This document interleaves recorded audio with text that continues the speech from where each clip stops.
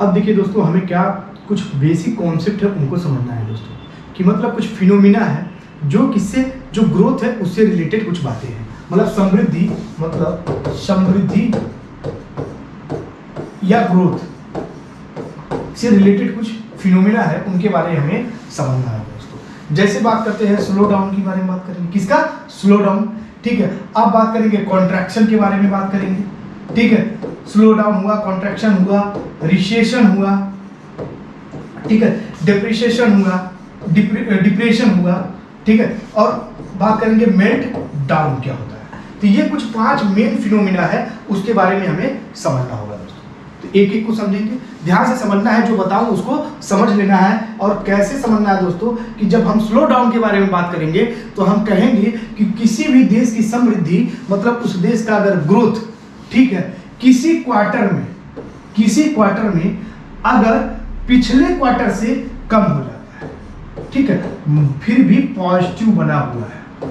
समझ रहे हैं बात, समझिए। मतलब क्या है कि जो ग्रोथ है वो पिछले क्वार्टर से कम हो रही है, लेकिन वो पॉजिटिव बनी हुई है, मतलब बढ़ रही है, लेकिन बढ़ने का रेट कहीं ना कहीं कम हो जा रहा है। सपोज करो पिछले क्वार्टर में 5 के ग्रोथ रेट से अगर हो रहा था उसका, तो हो सकता है अगले क्वार्टर में 4 हो गया। तो इस फिनोमिना को हम लोग कहेंगे कि क्या मेरे भाई, स्लो डाउन, की मार्केट में स्लो डाउन आया है। ठीक है, क्लियर है, क्लियर है। अब देखो बात यहाँ क्वार्टर आ रही है, तो जैसे एक साल है उसको 4 क्वार्टर में डिवाइड कर लिया जाता है, ठीक है, 3-3 महीने का, समझे नहीं बात, ठीक है, क्लियर है। तो सपोज करो इस फर्स्ट क्वार्टर 1 में अगर ग्रोथ रेट 5 है और क्वार्टर 2 में अगर ग्रोथ रेट मेरे भाई क्या हो गई, 4 हो गई, तो इस फिनोमिना को हम कहेंगे स्लो डाउन। समझ में है, ठीक है। देखो जीडीपी इसमें पॉजिटिव फॉर्म में बढ़ती है, समझ में है, जीडीपी इसमें पॉजिटिव फॉर्म में बढ़ती है, निगेटिव नहीं होती है, बात को समझना है, ठीक है। जीडीपी बढ़ रही है, ठीक है, और यहाँ ग्रोथ रेट कहीं कहीं दिखा रहा है। अब देखो क्या है कि जीडीपी बढ़ रही है, समझ में आया, ग्रोथ रेट भी बढ़ रहा है, लेकिन उसका जो रेट है वो बढ़ने का कहीं ना कहीं कम हो गया। समझ गए बात, इतनी बात समझ में आई।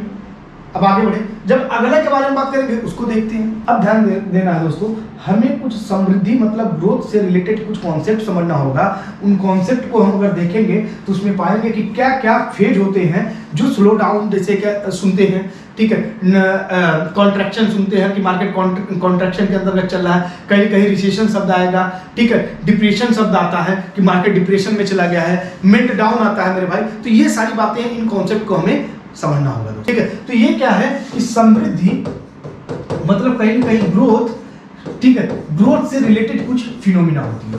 जैसे आप पाएंगे स्लो डाउन, ठीक है, उसके बाद देखेंगे कॉन्ट्रैक्शन आता है, ठीक है, फिर देखेंगे रिसेशन आता है मेरे भाई, फिर देखेंगे डिप्रेशिएशन मतलब आता है, मतलब डिप्रेशन आता है, डिप्रेशन आता है मेरे भाई।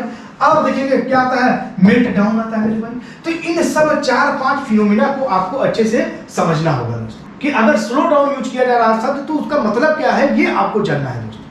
तो होता क्या है, सपोज करिए ये क्या है कि जीडीपी ग्रोथ रेट है विथ टाइम, ठीक है, टाइम के साथ ये ऐसे जा रहा है, क्लियर है। तो हम देखेंगे कहीं ना कहीं बढ़ता ही जा रहा है, यहाँ पे तेजी से बढ़ रहा है, यहाँ जो बढ़ने का रेट है वो कम हो रहा है, लेकिन क्या वो रेट कहीं नीचे जा रहा है, नहीं जा रहा है। मतलब कहीं ना कहीं जीडीपी बढ़ रही है, अलग बात है, उसका जो बढ़ने का रेट है कम हो गया। सपोज करो जीडीपी 4 के रेट से बढ़ रही थी, अब कम होके क्या हो गया कि 3 के ग्रोथ रेट से बढ़ रही। समझ में, अब कहीं यहाँ निगेटिव चीजें दिख रही हैं, नहीं, कि मतलब कहीं ग्रोथ रेट निगेटिव हुआ है, नहीं।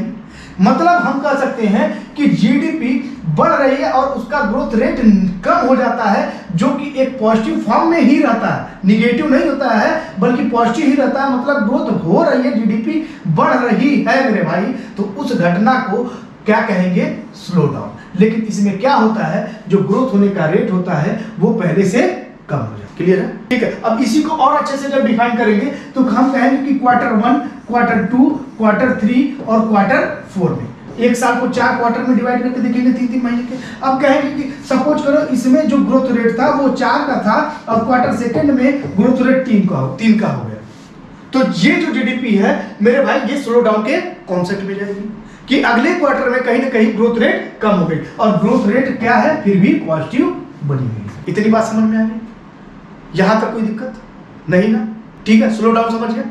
अब मेरे भाई अब अगला जो कॉन्सेप्ट उसे समझना है, अच्छे से उसको समझना है। ठीक है, अब होता क्या है कि कॉन्ट्रैक्शन के बारे में बात करेंगे।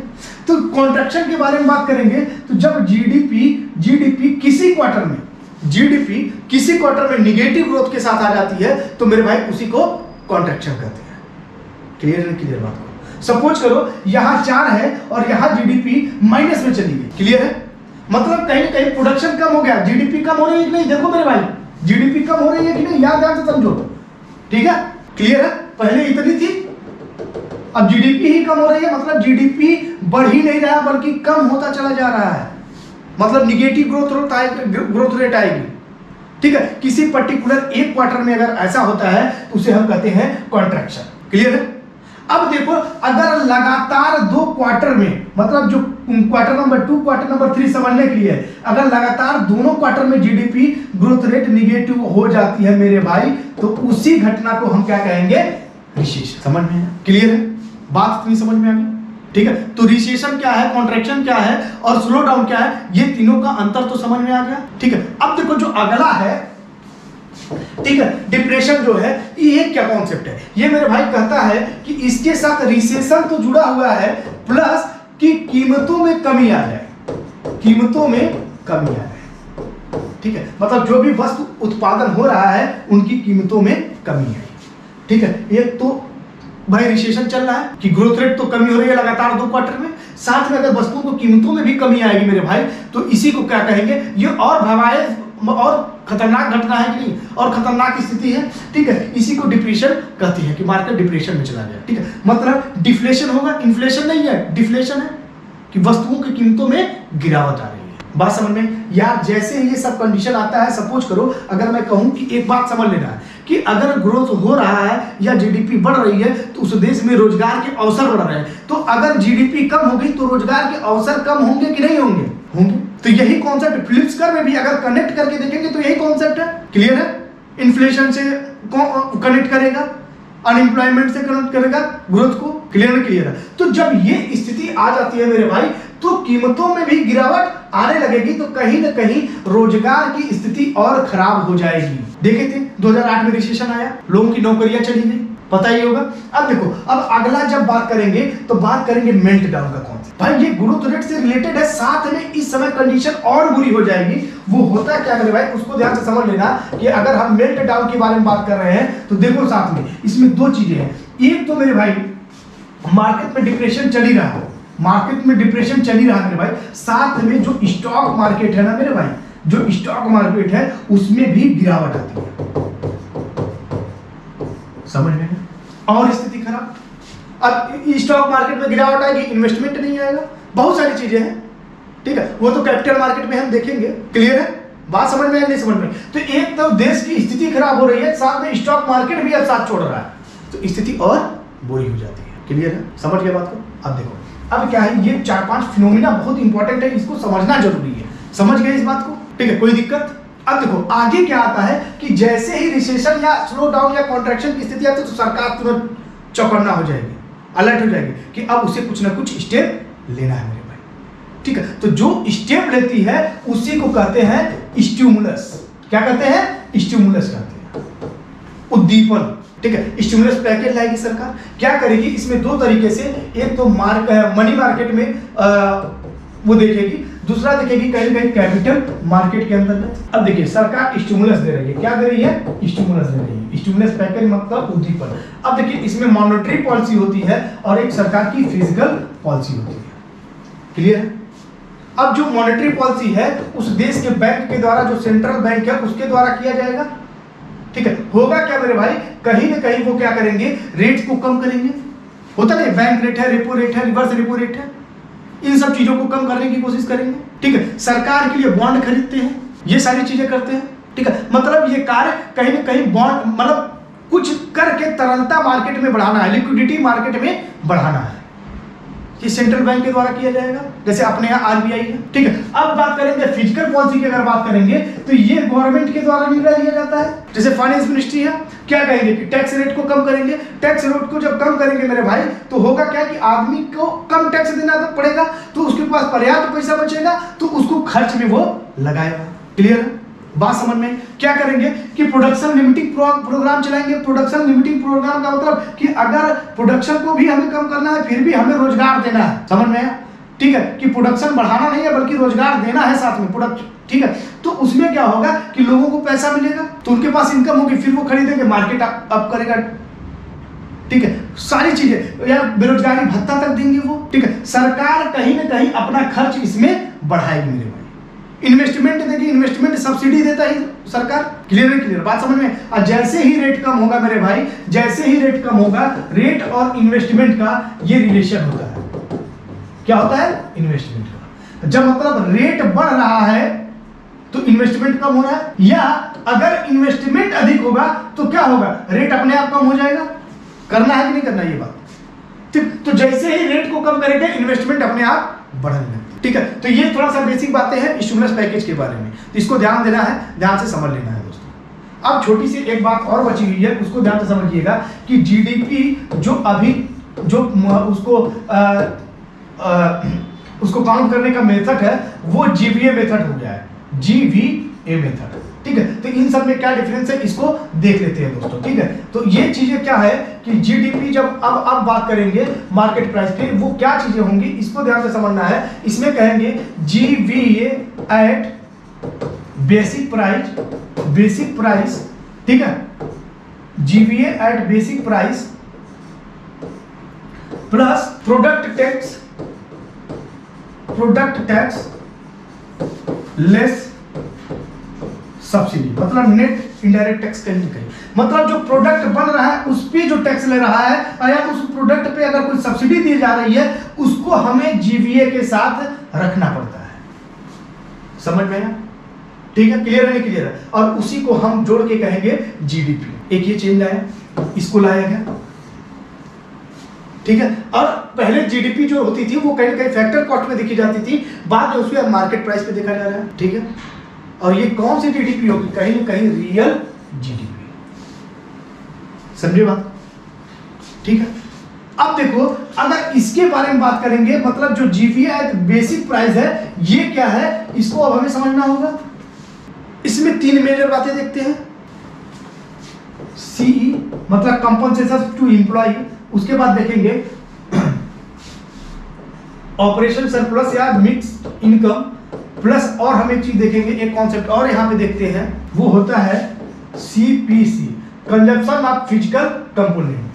मतलब जो मशीनों का कहीं ना कहीं घिसावट वाला कॉन्सेप्ट देखे थे कि जो फिजिकल कंपोनेंट मतलब क्या है कि जो मशीन वगैरह है उनकी घिसावट, ये भी आता है इसके अंतर्गत। ऑपरेशन सरप्लस कहीं ना कहीं या मिक्स इनकम के बारे में बात करेंगे तो भाई कहीं ना कहीं मुनाफे के बारे में देखेंगे। साथ में अगर इसकी बात करेंगे कंपनसेशन टू एम्प्लॉय, तो जो सैलरी वगैरह दी जाती है मजदूरों को उसके बारे में बात करेंगे। तो ये सारी चीजें इसके अंतर्गत है। प्लस यहाँ पे जुड़ता है मेरे भाई कि प्रोडक्शन टैक्स लेस सब्सिडी। अब देखो मेरा भाई, अब ये अलग कॉन्सेप्ट है कि प्रोडक्शन टैक्स लेस सब्सिडी, ये प्रोडक्ट टैक्स लेस सब्सिडी। अब प्रोडक्ट टैक्स लेस सब्सिडी जो है मेरे भाई वो मार्केट में आने के बाद जो प्रोडक्ट पे टैक्स लगाया जा रहा है उसके बारे में बात है। ये किसी इंडस्ट्री को स्टार्ट करने से पहले जो टैक्स लगाया जा रहा है उसके बारे में, जैसे स्टैंप ड्यूटी लगती है, किराया जो है उसके बारे में है।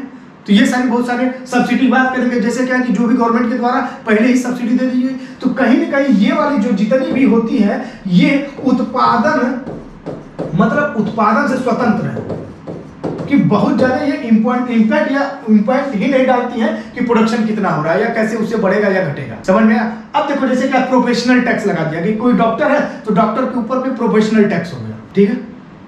क्लियर है नहीं क्लियर है? तो इस बात को समझ गए? यहां तक कोई दिक्कत हो तो बता देना है, ठीक है। एक तो और कॉन्सेप्ट है वो बता देता हूं, ध्यान से देख लेना है, आगे बढ़ते हैं। एक कॉन्सेप्ट होता है ग्रॉस कैपिटल फॉर्मेशन, इसके बारे में हमें समझना है, ठीक है। अब देखो कैपिटल फॉर्मेशन से कहीं ना कहीं समृद्धि के बारे में पता चलता है दोस्तों। अब कैपिटल क्या है कि यार जिसको डिसइन्वेस्टमेंट करके कुछ पैसा प्राप्त किया जा सकता है, बात समझ लो इस चीज को, ठीक है। अब देखो इसमें भी तीन चीजें होती है।